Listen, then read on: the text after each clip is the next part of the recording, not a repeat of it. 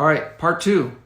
I didn't expect to go two parts, but we went two parts. So this is part two of our discussion, our open discussion on race. Again, I promise you guys, I'll get to more of your questions this time. I had a lot to say, a lot I was feeling, and so I promise you guys I'll get to the questions, more of your questions. Hold on, let me get Julian in here, and then we'll continue off, and I'll let him make his point. Where is he at? He should be in here. I'll let him make his point because it was a good point. But I hope you guys, again, I'm a proud black man. I have amazing white friends, family. I have no hatred in my bone for anyone. I really think it's important that we have these discussions. I truly feel that's the only way we come together as one, and provide the kind of living atmosphere our great grandchildren deserve. So that is my goal. It's not to make you feel guilty. It's not make you feel bad. It's not make you feel ashamed. The goal for me is to help everyone understand, because the more people who can understand this, I think when you hear it in a very in a relaxed way, whether you're at the store or at a family get together, you can maybe educate someone and help the fight get to where it needs to get to, or help us get to a place where we should deserve to be at. Jay? Definitely. Go ahead, man. Yes, Go sir. ahead and finish what you wanted to say. Now we've got Cool. an hour. So really quickly, and then I'll touch on politics real quick and some interesting stuff, because we have an international crowd here. And if some folks from Switzerland are in the house, I want you guys to tell me if I'm wrong when I get to that point. So 1492, right? All of us in America are taught about 1492 because that's when Columbus so-called discovered America and really set this whole firestorm off, right? So what was really significant about 1492 is that from 711 until 1492, the Moors occupied Spain, right? And the Moors were black. They were Islamic and they were black. They looked probably more like me and TJ. But these guys and ladies, they conquered that area, and there's still the Moorish structures are still there in Spain. And at the time that they came there, there were a bunch of tribes. I think the Gauls, which are what we call the French now, the Gaul tribes sort of kind of ran that area, but it was very disorganized. So they came in and they brought agriculture, better agriculture, citrus, fruits, things of that nature. They also brought education and universities. So Islam brought in is all about learning and learning, through the religion, but they brought universities into that area, right? And at the time, that area was just agriculture. Most of Europe was illiterate because it was an agricultural society. You don't need to read. Matter of fact, if you look back into the history of Catholicism, it was only the priests who could read, and the Bible was in Latin, right? So they were the only people who could read, and it was hidden in Latin so that the common people couldn't do that. So anyway, from 711 to 1492, it was at the end of that time when Ferdinand and Isabella finally took the rest of Spain that was controlled by the Moors, and now you had the whole Spanish situation happening. Now, Christopher Columbus studied under the Moors and learned how to navigate the seas.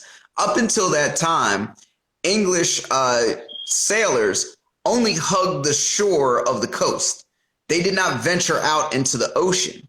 And if you look at any histories of Christopher Columbus, or even if you read his diary, his own crew were scared when they couldn't see land anymore. They had no idea how he was navigating. He was navigating through the stars using Moorish education and technology.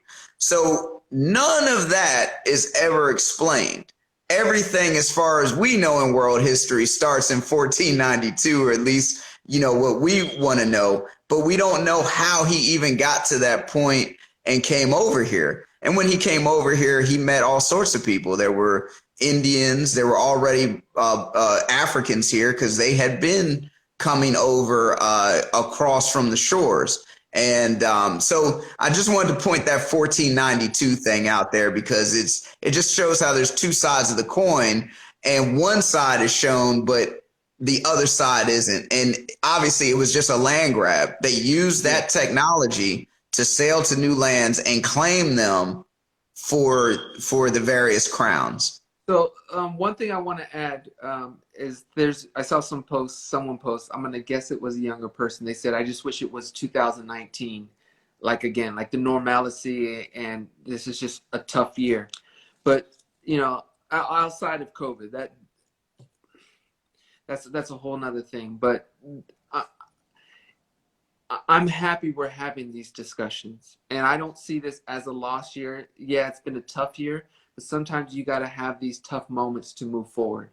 I can tell you now that at least this opened up a big way for me to discuss not only with you, but with my own kids and my family. I'll tell you right now, I already told you guys I'm homeschooling my kids, and this was prior to everything. But I'll be honest. I shouldn't say I'll be honest, but I can tell you frankly, what they're going to learn is going to be a lot different. And I always intended to teach Black history. Let's get that straight. But it's going to be the focal point. Now, this is what they're going to know. And it takes moments like this and I hate to admit it, but for people like even me to really dive in. We are in a very distractive world. We all have ambitions and goals and things that pull us aside. But this is something that shouldn't be negotiable. This is something that we must know. And again, if you saw my last story live, that is why I put a lot of blame at our education system, because we're forced to learn all different types of math. We're forced to learn biology, chemistry, life science, but we're not forced to learn the truth about American history. And until we can look in the mirror and really have great moments of unification, then we're going to have these kind of issues. Yeah. Hey, T, can I throw something in there really, really short thing? Let's do it. American history has always been about revolution. So when you have these sorts of protests, it's very ironic. And once again, it shows we can do certain things, but when you do it, it's wrong. The Boston Tea Party, which is really what kicked off the whole American Revolution, was literally a terrorist act. It was a terrorist act, and it was an act of insurrection against the crown. So you have that. You have the wholesale killing of all of the Native Americans who were here, and the savagery that happened there. But of course, when we grew up, like when you and I grew up, it was cowboys and Indians, right? And it was about, the cowboys were the good guys, the Indians were the savages and the bad guys. But who were the savages? The Indians were living here, and they got wiped out just to take over their land. So when revolution is spoken of, and the brutality, the United States was founded on brutality. Brutality against the Mexicans who lived here indigenously, the Native Americans who lived here indigenously, and then finally the Africans who were brought over here. And the only reason why we probably weren't wiped out was because we needed, we served a purpose financially. Yeah. And people don't realize it all boils down to money, right? It all boils down to money. The reason why America is great, and listen, everybody, the reason why America is so-called great is because America was built on the backs of Black labor. It was built on the backs of free slave labor. It's the same thing you see in China. China does all of the manufacturing, or the large majority of the manufacturing in the world, because they have a very huge They have 1 billion people, and the majority of them come from very poor environments and can work for very cheap wages. Black slaves were working for free, selling tobacco, which is like a drug, to the rest of the world, as well as cotton. And we're the only people who could do the labor. So, okay, so I'm going to get to some of these questions.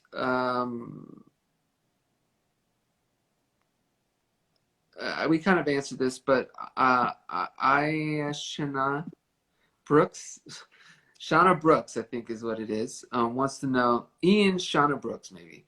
What did you think about the protests from New York, D.C., and California?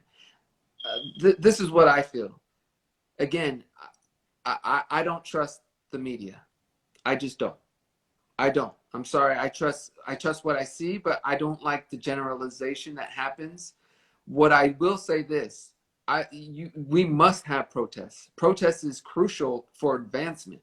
I think in terms of riots, I'm never going to be someone who's going to say we need to riot. I don't think that's the route. But here's another thing.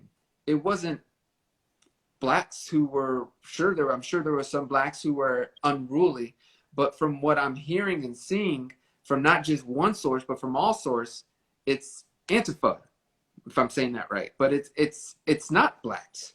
So I don't want, I think it's important that we understand, because I don't want the narrative to be switched that when George Floyd died in a bad way, black people lost their mind and crushed all the cities and set us back. You know, that's not how it went down. And I think it's important that we share that and that we embrace that.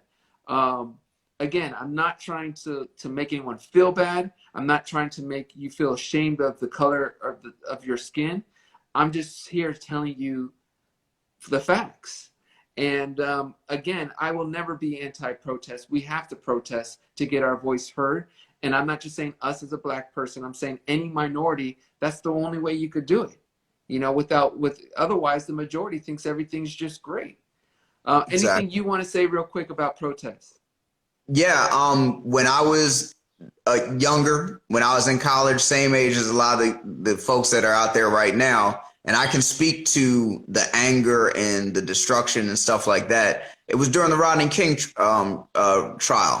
And when the cops were acquitted during the Rodney King trial, there were huge protests. I was living in Atlanta at the time. We protested, we rioted. And as a young person, the destruction comes out because you're seeing it. It's blatant. No one's listening to you. So many times the language that you use out of that frustration becomes destruction, especially when you're poor. You know, if you're poor and no one's listening to you and you keep telling them and telling them and telling them, at some point in time, it boils over. And when you get a group of people together with that mentality, it becomes explosive. Now, I'm not speaking to when you have other groups who are added into that, whose sole purpose is just to come in and be destructive and things like that and try to infiltrate the protests that are happening. But that anger is real. You know, that anger is real. And that, you know, TJ, it happened in LA and South Central, where it all got burned down. It got burned down in Watts riots in the 60s and burned down again in the 90s. So yeah, that anger is visceral. Nicola wants to know, what do you want Donald Trump what do you think Donald Trump should do now? Nothing. He's not going to do anything. Donald Trump is going to do the same thing he continues to do, which is maintain power. That's all he wants. He just wants to maintain power. Okay. I got to play devil's advocate for the purpose of this discussion. That's what the media feeds you. That I don't believe it. That's what the media feeds you. What would you say to that? So what I would say to that is, I was over. You could check my posts. I was riding by the White House and saw the Secret Service sniper teams coming in. More snipers. So in my mind, I was like, oh, wow, they must be preparing for maybe people overrunning the barricades and trying to go to the White House, but there are more snipers and they're going to be on these buildings. And then a few minutes later, the president walks out. They clear out the square where all the peaceful protesters were. They clear out the square, and the snipers were there because he was walking into that area. They clear out the square, use violent force to move them out just so he could take a photo op. Not, it would have been a whole different thing if he came to Lafayette Square, which is the park, and he tried to speak to the protesters. That would have been trying to bring people together. But instead, he cleared them out, a show of force, a show of power, to say, I can take over this space and I'm going to take this photo out. And there's nothing you can do about it. I'm going to walk back inside and boom, okay, go back to whatever you were doing. Well, my answer to that, he's got to stop the divisive rhetoric. It does nothing good. It does nothing good at this point. And I agree with you, Julian. Here we go. What are some advice to give to teens who want to help the community? Oh man, there's a lot of things you guys. Let's try to get through these with it because there's a lot. So let's try to do 1 minute answers. Get involved in your local politics. You might not be able to vote until you're 18, but you can start to support candidates who have your interest, but get involved in the community. Okay. Well said. I think voting and understanding and respecting and sharing, and being willing. That's one thing I have to say. I'm very excited for the future. I shouldn't say excited, but I am excited. I think I give the youth a hard time a lot. I don't understand some of the choices they make in terms of who they listen to, what they watch. But the one thing I have to say is I'm kind of confident that they're going to make a big change. They're not seeing, they're kind of so confused of how this can happen. And they're very strong. So I'm getting kind of excited about that. Okay, here we go. This is a good one because I've heard this too. A lot of people, again, me playing devil's advocate, Black people need to stop using this as a crutch. There's many minorities, races that have had bad things happen to them, and they don't seem to keep coming back to the past. So that's, again, devil's advocate question. How would you answer that before we get to the specific of this question? Once again, I think we sort of answered a lot of that when we talked about systemic racism. The United States is almost it's like in the Matrix, right? So a lot of people are blinded to what's actually happening because they are not affected by systemic racist practices. So if you go into a bank and you're used to getting a loan, then you don't see that there are other people who don't get a loan because of certain things. If your name is Jason Smith, you don't realize that if your name is Tyrone Williams and you have the same exact credentials, that more than likely you are probably going to get the job position, and Tyrone Williams' resume isn't even looked at because he's already discriminated against because his name is Tyrone Williams. So it's not that Black people are complaining. We're trying to tell you what's actually happening. It's your privileged ears that don't want to hear that and hear it as complaining. My thing is this. I think a lot of minority groups, Mexicans, Indian, Native Americans, Asians, I believe all minorities have to suffer some type of unfairness. But I truly feel Black unfairness is at the height, is at the first in line for various reasons. Number one, I think I don't want to say it like this, but I guess I'm not going to really take time to think of it. But in a way, in a position of power, who would be the first threat? If I wanted to be greedy with how I feel things should be in this country, and I'm a white male who believes I should be in control, who is my biggest threat? What nationality? It's got to be black. I mean, let's be honest. The culture, pop, the music, at sports, there's a lot. Blacks have a lot of power and say. So I'm not going to say that there's someone sitting in a political position that's just waiting to, belittle. But what I will say is, in Georgia or at other, I hate to mention it, but I will. There's many other places, but in Georgia, those two men who shot Arbery the way they did, there's something behind that. Whether their little sister liked the way, whether their little sister liked the Kendrick Lamar song or something agitated them. They hunted that man down. I read accounts. I read account where a white classmate of the son went to high school with this guy and said he was probably one of the most racist people he's ever seen. And he said that there was a running joke that, oh, I might be racist or a little biased, but I'm not like him. So they hunted that man down, which is why the gentleman who was filming also was arrested. And matter of fact, if you go back to that footage, when the camera, he's filming Arbery, when the camera goes out of frame for a second, the reason it goes out of frame is because the gentleman who's following is cocking his pistol. Go back and watch it, and when you see it go out of frame, you hear a handgun being cocked. That's why he got arrested.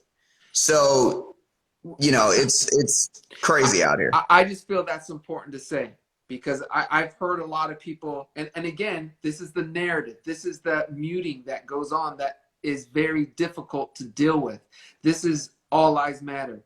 This is, you shouldn't take a knee, it's disrespectful. This is that way of neutralizing the struggle, because it's the butts. It's the butts. Exactly. It's okay, but like when people say, like you and I had this quick conversation, TJ.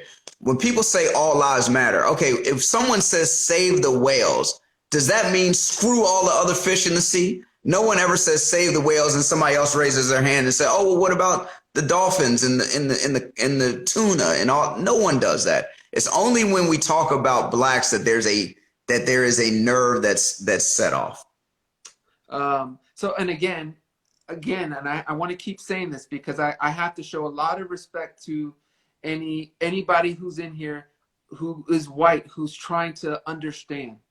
And it may be uncomfortable, but this is an honest conversation, and this is how we feel. And I think it needs to be heard. And I respect you for being here and listening. Ooh, I see a good one. Hold on. So, can you pin it? Huh? Can you pin it? Can I pin it? Let me see if I can. No, it only makes me want to report it. Okay, so go ahead and tell me read it out, and then I'll find it. Beauty by Kalia. What advice can you give someone who asks, why did you go to a HBCU? I graduated from one, and I've been asked many times. I will answer that because it was a very, I went to a school very much like TJ's. Well, time out. Yeah. Why are people asking, why did you go? She actually went to a HBCU, and she says that she gets asked that all the time. But that's my question. Why does she get asked that? That's a problem right there. It's problematic. It's the same question when people say, well, why do all the black kids sit at the same table together, right, during lunch at school? So let me explain why I did that. I went to a school very much like TJ's school, where it was a very wealthy private school in the suburbs, Baltimore County. And there were always times where I had to, and my friends, other black students, had to constantly explain the black experience, right? So we would have these debates with our white friends, et cetera, trying to help them understand the black experience, because they would say a lot of these same things that we think are ignorant.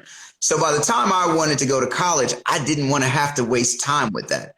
I did not want to have to keep explaining what it's like to be black in America. So I chose to go to Morehouse so that I could just focus on my studies and not be sidetracked by ignorant, remarks here and there and things of that nature. All right. Well, again, like I said, I didn't know you would get asked that question. My mind doesn't go there. And I think a lot of white Americans would say, why would you get asked that question and why does it affect you? But I can understand. Well, you want to answer that or you want me to? Well, a lot of people also think HBCUs are inferior schools. So a lot of times they say, well, why would you go there? Like you could have gone to Harvard, you could have gone here. Why would you go there? That's how it's asked. Why would you go there? It's a condescending thing. So, I'm proud of it. I love my school. I'll tell you what, my very first time being at an HBCU campus, I think it was my first time. And I don't want to get called out and show a picture of 96 when I'm 16 years old at one. But the first time I remember was just last year with you at Morehouse. And I felt a really great sense and to the point where I was like, I want to send my kids here. I honestly did. And I don't know if that will happen. But I hate to say this and it's kind of heartbreaking, but I felt home. It was very, very empowering. It's liberating. Okay, Julian, let me ask you, this is another good question. Marlene wants to know, I don't get what makes someone racist. Is it education? Ooh. Is it fear? So again, we're going to try to limit it to 1 minute so we can get through as many. I'm going to make it quick. So someone even said this in the comments. No one is born racist or bigoted, right? So it's passed down from their parents and it's really fear. It's fear of the unknown.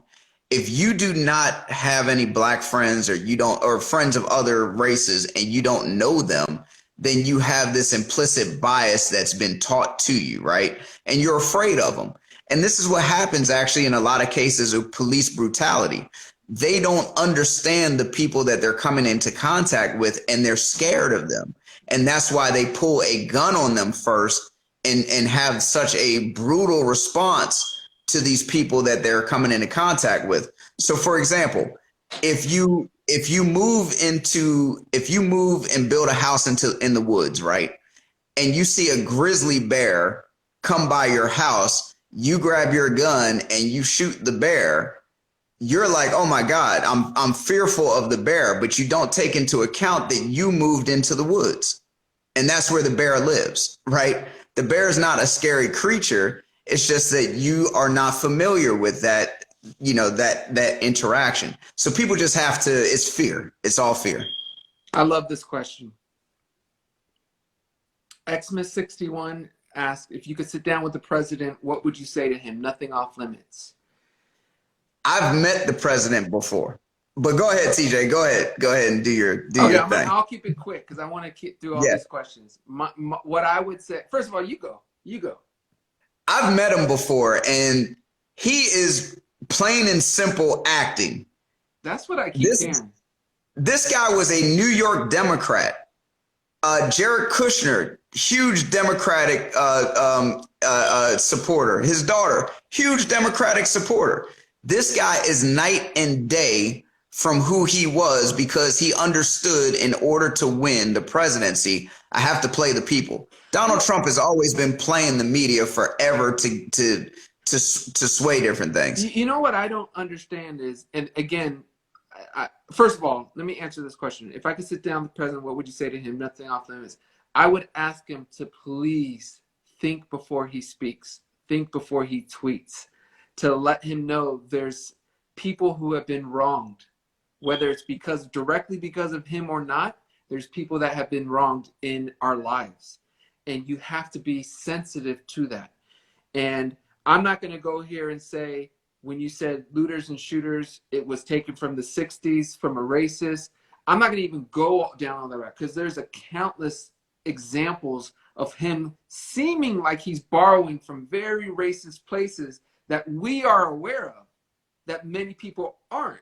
So it's like this. It's like if I'm at a zoo and there's a big lion behind me who's locked up in a cage, and there's a field of people outside watching me interact with this lion. And I'm trying to tell you, I can't let this lion out because he will go crazy, but the lion's calm. But what you can't see from a distance is every time I'm poking him with a knife. So the lion will roar because he's pissed, he's locked up and he's pissed off. So I feel like that is what is happening. And I'm not saying, again, it doesn't matter of the politics. I just feel there's like a stroking going on, and I don't watch the news. This isn't from the news feeding me this. This is from things I read from his tweets when he's very divisive. And that is an issue, whether you love his policies or not, because I don't really know his policies. I don't go down that route. Maybe I will, but that's not me. What I don't like is the rhetoric, the message, the way the message gets said. It's dividing this country and setting us back and causing serious issue. Yeah. It's dangerous, as someone said on The Dangerous. So that's what I would say is you have to chill out. And even just 5-10 years ago when he was on The Apprentice, his whole personality was so much different. He was calm. He would listen to different sides. He would let people debate. It was very chill. And now what he projects is this opposite being where he's very me or you. You're this, you're that. It's name calling. I didn't see that. Even when he fired people, he was very calm about it on The Apprentice. He would say, unfortunately, because of this, you're fired. Very calm. But now it's like it's steering, and that's a serious issue. And just me answering that question, I wouldn't say anything. I would sit there silent. And I'm saying, like, he's supposed to be meeting with me. He knows, like, I'm the main person he's meeting with. I would be silent. And you know why? Because when you're silent with people, it actually gives you more power because they can't read you. They don't know what you're saying. And they end up trying to scramble to placate to you. And there's nothing to say to someone like him because he has already had his mind made up about the things he wants to do. So sometimes silence can be very powerful. Yeah. And we answered this in the last live, but I want to touch on this because it's very important. Lena asked, should more be done in schools to teach kids from a young age about racism and the importance of equality? 100%. As I started out the prior one, I think this is the biggest issue. Not only the funding and how certain areas in our country and our state have more funds to make a better school and to give other kids, usually rich kids, a better opportunity. But what is mandatory in terms of what is studied is wrong, in my opinion. We need to understand more about racism and our true history before we need to learn about biology. There's no reason why I have to graduate and learning about biology, but I don't have to learn about slavery. And I don't want to hear, we do touch on this. No, we need to dive in a hard way. We need to learn about every little figure, not just dates, not just sentences, not just thesis. We need to go into these people's lives and feel what they felt. And until the education system does that, to me, I'm very concerned. Besides voting, I think voting is huge. And I think that is huge because it's going to take the next generation to get us to where we need to be. And that's voting and the school system. Definitely. There was one person who asked, what do we think the U.S. can learn from other countries? Oh, let me speak on that real quick. Real quick. Go ahead. Hit it. Do we, if we have any Swiss people here, please let me know if I'm correct. From what I understand, the Swiss government, which is also a democratic government, is actually flipped upside down from the United States. And what I mean by that is the United States is a top-down sort of power structure, right? Where from what I understand in Switzerland, it's more of a bottom-up power structure, which means that the folks in the local political community have more power over what happens than the president. We're here in the United States, the federal government has the majority of the power and can kind of dictate what's happening in the states. So I think actually I like that model and politically. I think when I hear the question, what can the U.S. learn from other countries? I think we can learn a lot from Germany. Again, I didn't see if it was confirmed, but I had heard that they take it very serious, their past. They do a year of studying on it. They have no flexibility for those who shine or try to exemplify their Yeah. darkest time. And I think that's the way to handle it. Someone said it's illegal. Someone in the chat said it's illegal. And That here's Nazi this is the flag. issue. So it's illegal in Germany to I guess promote Nazism or Nazis or anything like Yep. that. But here in the States, we would say it's our freedom to be able to say whatever we want. That's what the America's built on. Fine. Hey, If Kaepernick takes a knee, you can't Yeah. get mad. And But as check the this out. president who understands that, you can't get angry like that at him. So Yeah, you're playing two ways. but take it a step further, TJ. What if Berlin had statues of Adolf Hitler and other notable figures like we do here of Stonewall Jackson and, all of these Confederate figures from the war? We've got lots of monuments to all these Confederate leaders. That just would not stand in Germany. So this is my opinion, and I've already said this. I don't go to those places where I have to see Confederate heroes and statues and monuments, and I don't have to walk past them. I do have to deal with some things I don't like on the dollar bill, but I guess I'm numb to that. That's just whatever. But my point is, at one point we have to make a decision whether we're going to be so protective of freedom or we're going to do the right thing when freedom sometimes may not be the right thing. Yeah. Or lead us to the right thing. Yeah. Um,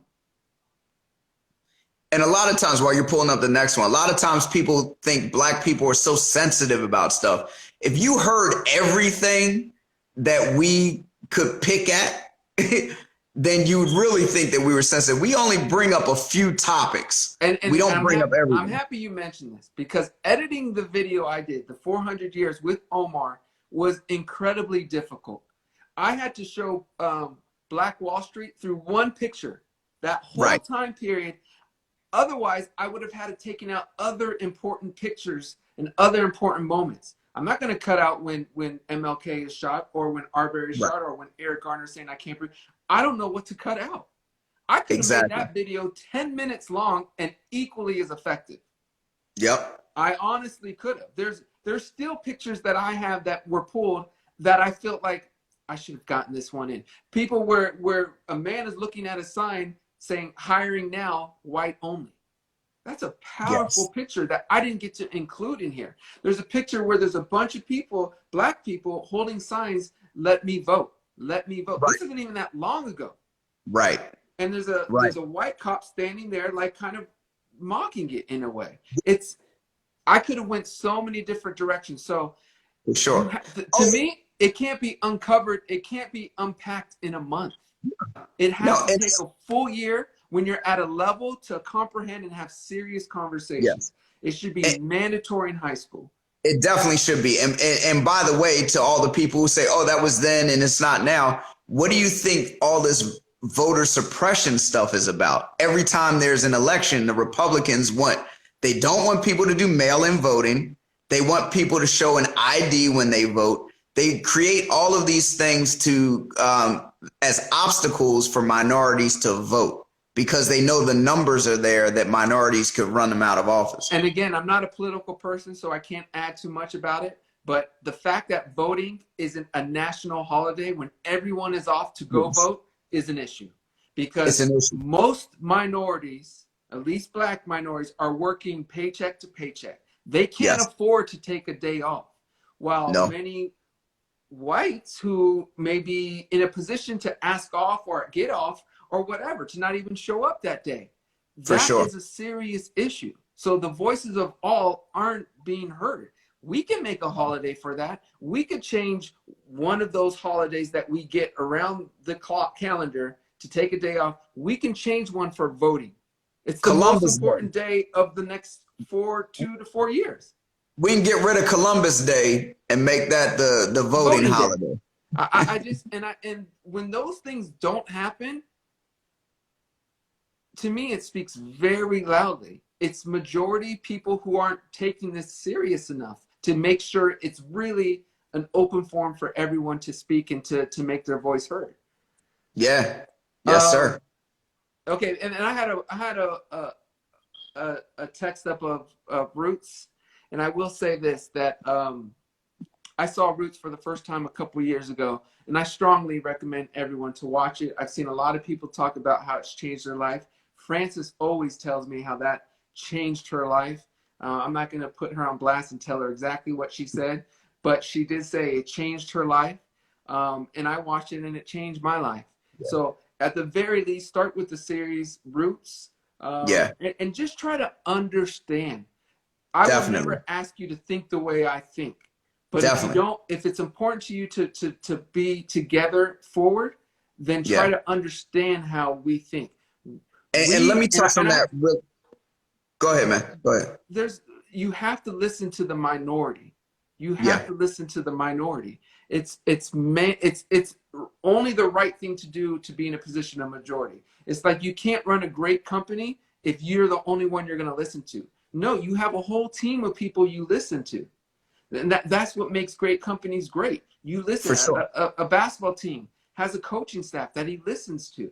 He has players that he invites to discuss. You got to have those open discussions if you're really going to be serious. Yes. And I saw Roots when it came out, and I was a little kid. And TJ, the reason why you didn't see it back then as a kid is because you probably were literally just born when it came out.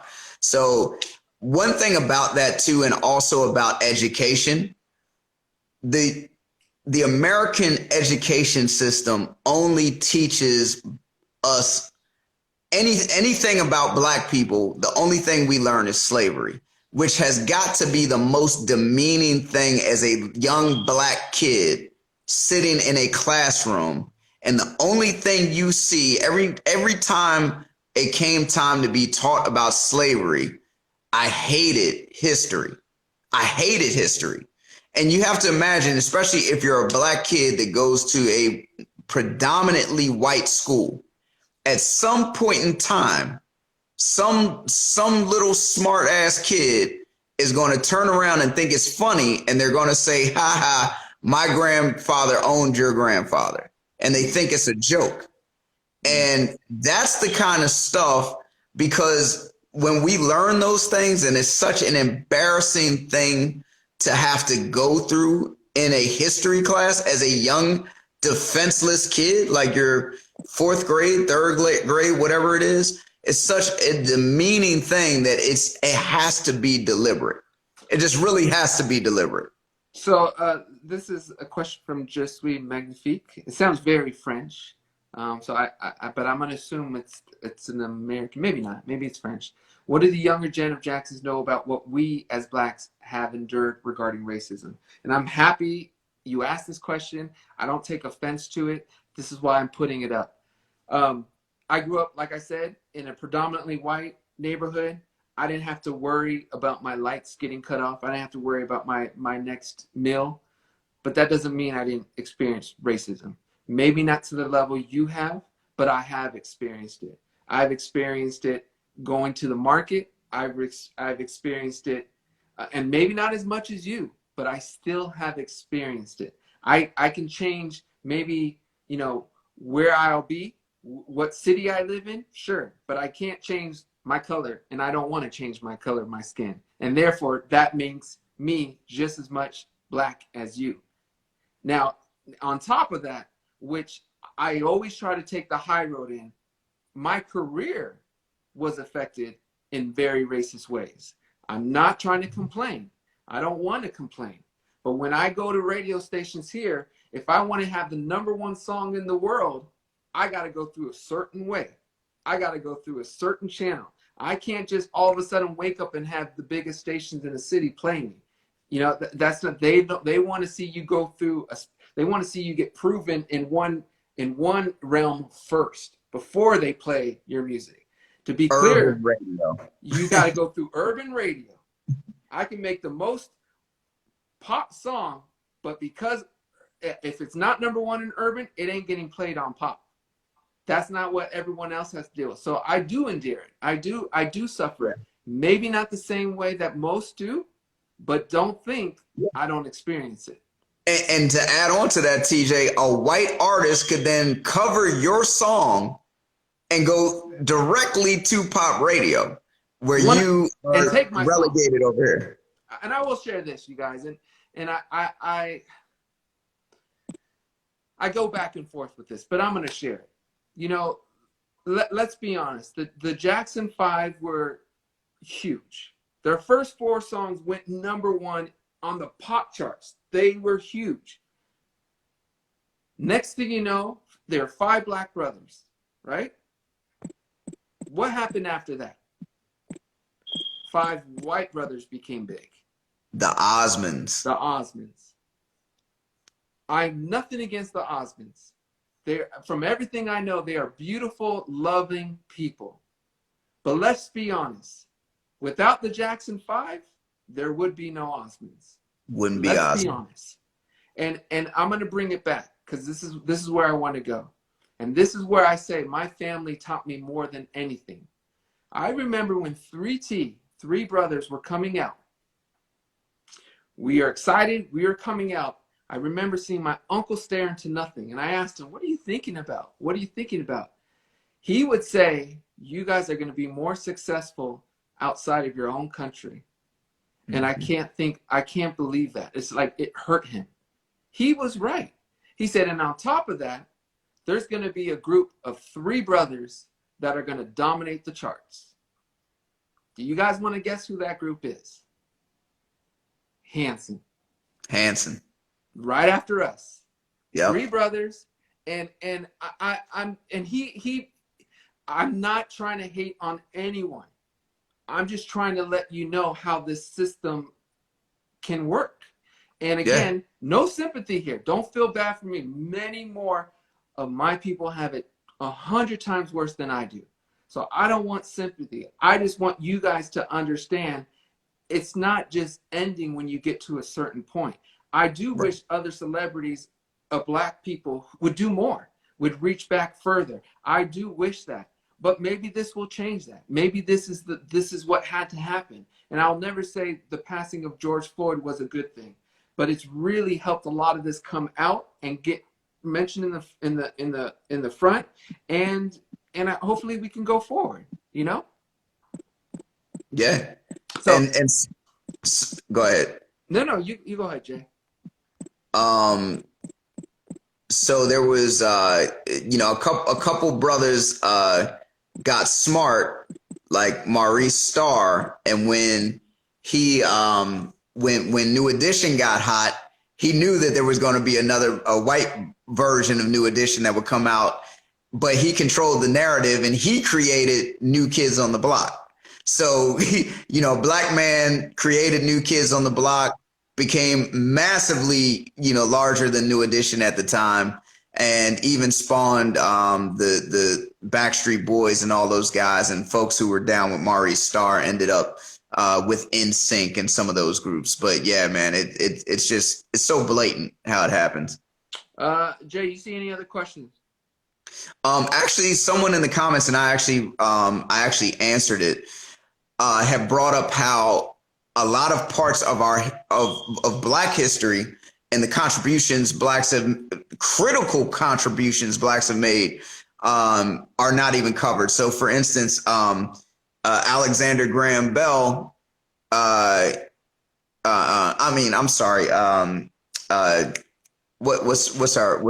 Bell? The one who invented the light bulb. Thomas Edison. Thomas Edison, who's supposedly one of the greatest American inventors. He couldn't get the light bulb to stay on more than 13 minutes. It was a black man who worked with him named Lewis Latimer who created the filament that allowed the light bulb to stay on longer. And without Lewis Latimer on that team, we wouldn't have light bulbs. There you go. Yeah. All right. CC ask, is it wrong that I choose not to protest with a sad face? I love this question, CC. And again, I'm always going to be inviting. I personally think you should do some type of protest. That's just my opinion. I don't, if you're not feeling anything, then I guess you shouldn't. But I will warn you on this: by not having your voice heard, it's kind of a sign of being complacent, being okay with how everything is happening. Yeah. So I do suggest that. I strongly suggest that. I'll never tell you what to do. And I just think, put it this way: I think if you watch some of our history, I think you'll choose to protest.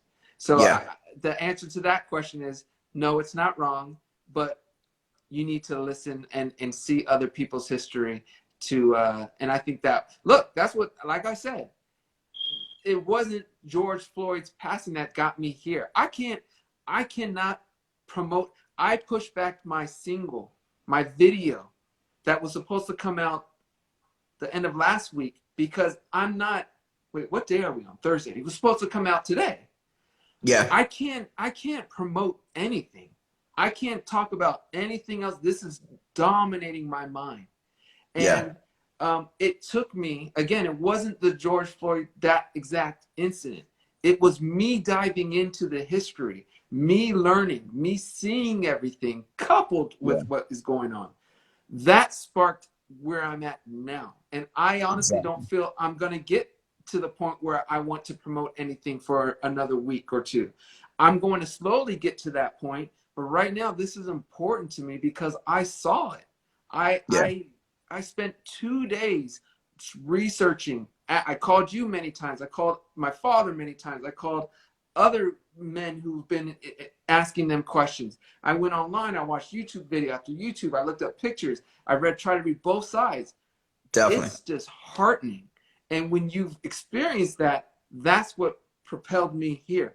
So is it wrong that you choose not to protest? I'm not going to say that, but I will ask you to really, if you care about making a difference, to understand more. And again, it starts with, and this is one more thing. On YouTube, you guys, when I posted 400 years, the video I came out with yesterday, I have a whole link of videos that I saw. It's going to take maybe an hour or two to watch it all, but that should change. That will, if you watch that, I think you will protest. Definitely. And while TJ's looking for the next question, I'm going to give you another little Black history moment.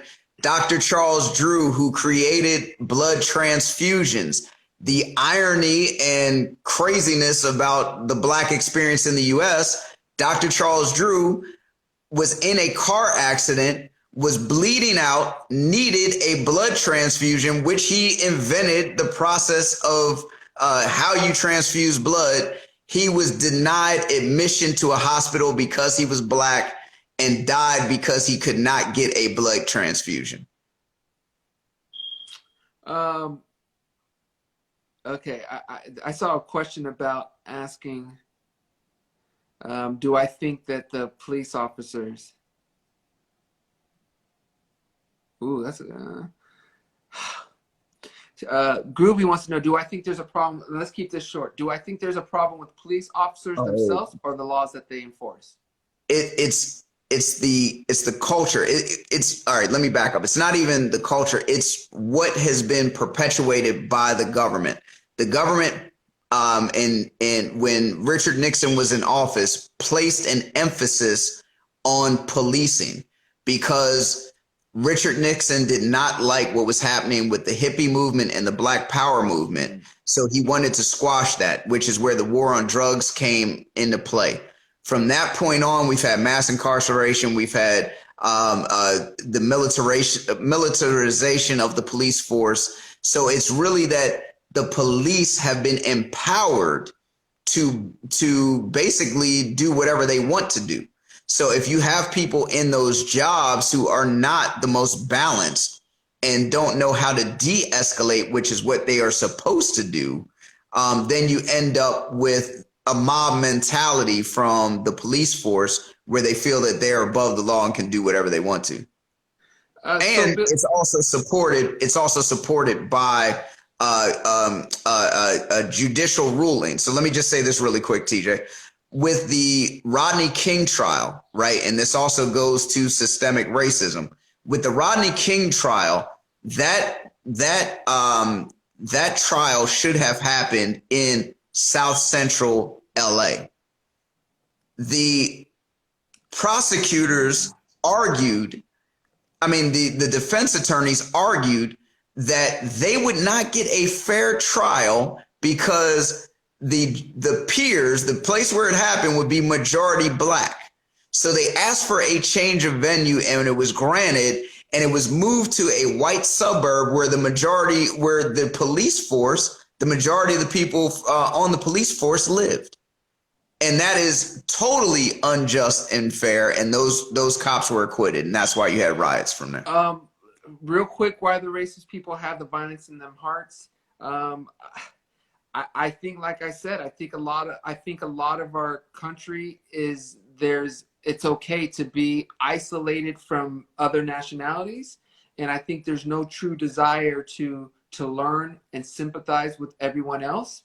And I think there's a wrong message of, blacks are just using it as a crutch. There's affirmative action. There's this, there's that. I don't want to hear anymore. And I think that's the wrong thing, because it's agitating them. And again, this is where I blame a lot of and I'm trying to be right. I'm trying to be nice, you guys. There's obviously some people that are just taught it. I put it on my post where the young girl's getting a black doll and she freaking has a cow. She goes crazy like it's like it was the worst thing that could have happened to her. That is just taught, But I think for the most part, for those who aren't having those blatant experiences, you have to consciously go after learning about others. You have to consciously decide you want to learn about you. You have to. If you don't, it's just going to bubble up into you not even realizing it. Like, a lot of people don't realize the privilege that a lot of whites have. Yeah. I'm trying to be PC because I truly feel it's more than a lot of whites. Yeah. It is a whole general thing. Now, T, I want to answer this because it's specifically saying why racist people have this violence in their hearts. It's because the racist folks, a lot of the overtly racist people are actually poor people. And they have been lied to and told that black people are stealing things, or black people want to rape your women. They want to do all these things. So it instills this fear and this anger against black people because they think that black people are going to perpetuate violence against them. And in recent years, those same people have been fed a narrative that Mexicans are coming in and taking your jobs. So we got to build this wall. So now all that racist energy has been pointed towards Mexicans. So that's all it is, because the power structure still wants to keep those white folks in control who are poor. And someone in the comments asked what year racism started. It was 1619. Yeah. And the reason why poor whites, well, we can go into this at another point in time, but if you study Bacon's Rebellion is the exact point when racist policies here started. And it was because poor whites, poor blacks, and enslaved blacks all were fighting together against the government and the power structure. And they wanted to break that up. So they said to the poor whites, hey, you guys can be like us. You're different than them, so you shouldn't mix with them. And they created a lot of policies around that, which if you read it, you can go into detail around that. Okay, we're going to close up because I don't want it to just stop. But Toria mentioned American History X. One of my, I haven't seen it in years, but it's a very powerful movie with Edward Norton. I used to love it. I still do love it, I'm sure. But it was a very impactful movie when I saw it many years ago. So that's another one I think is cool to watch, is American History X. I will close with this, you guys. Again, I always want this to be as open as possible. I don't want it to feel like I'm ganging up on certain people. I don't want people to be ashamed of who they are, embarrassed. I just want people to be more open and understanding to what is going on, and the real issues that we in here in the States have. That's why I call the 400 years America's ugly truth, because I'm trying to bring it in the front. We can't sugarcoat that. But it's very important that you know you are loved. I love you. Um, I'll never want to make you feel that way, because I know it can't be easy, you know. And again, it's that process of putting a mirror up to who our people were. And the other thing I want to say is this has happened. This whole thing, this whole George Floyd movement, in my opinion, happened because of COVID, us being locked in, nowhere to go, no distractions. A ridiculous amount of people lost their job or staying home from jobs, so we're all locked in. That, in combination, we cannot forget Breonna Taylor, but what was more well known was Ahmaud Arbery. The way he was shot, the way how the county refused to bring charges, it took months of something that is so blatant, and we're just finding out that there was an alleged usage of a racial slur while it's happening. Someone saying that he was hit before he got killed by a truck. So that is all coupling together. Remember, this is within a month's time, and we're all focusing on that. So if we're not going to change it at this moment when we're all locked in, it's not happening. Which is, I should say that. This is the time. And that is why, for me, I don't feel comfortable talking about my music right now. I don't feel comfortable talking about other things. This is the time. There will be much more time for that, whether it's in a week, whether it's 2 weeks. But right now, my heart and mind is on this topic. And I'm going to do my part in trying to get everyone to understand that until our school systems make it mandatory, until we vote and have more diversity in office. That is the answer to me. But again, I love you guys. Jay, you want to close up with anything? Hey man, I echo everything that you said, and I think everyone should embrace this moment right now. They need to, do everything that they can, because this really is probably the most pivotal moment and the biggest opportunity that we've had for change. So do everything that you can, guys. Do everything that you can. Cool. All right. Much love again. Thank you guys for watching. Whether you watch 5 minutes, whether you watch the 2 hours, I hope you learned something. I hope you're inspired. But much love to you, and we'll get dancing and stuff in a week or two. That ain't going nowhere. But for right now, let's unify and build a better future. We love y'all. All right. Thanks, y'all.